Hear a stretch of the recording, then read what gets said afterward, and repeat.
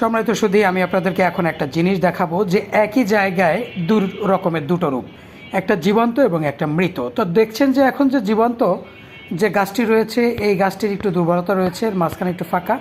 এই গাছটি মৃদুভাবে ওই অংশটা কেটে রাখা হয়েছে যাতে প্রেশার পড়ে এই গাছটি ভেঙে এই গুলশান লেকের মধ্যে পড়ে যায়। ঠিক এইটা না, তার পাশে আরও কিছু গাছ রয়েছে, দেখবেন যে সেগুলো কাটার চেষ্টা করা হচ্ছে। যে এই গাছটা দেখেন, এর ভিতরে একটু মৃত অংশ আছে, যার ফলে এর জীবিত অংশগুলো আস্তে আস্তে কাটা হচ্ছে সুপরিকল্পিতভাবে। এটি একটি কদম গাছ, পরিকল্পিতভাবে কাটা হচ্ছে এবং এটি একটি দুষ্কৃত মহল এটা করছে।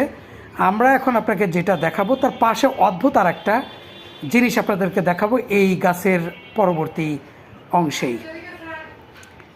তো দেখলে আপনারা অবাক হয়ে যাবেন বিষয়টা। দেখেন যে এইখানে আরও একটি গাছ দেখছেন, এই গাছটাও কিন্তু এখানে এইভাবে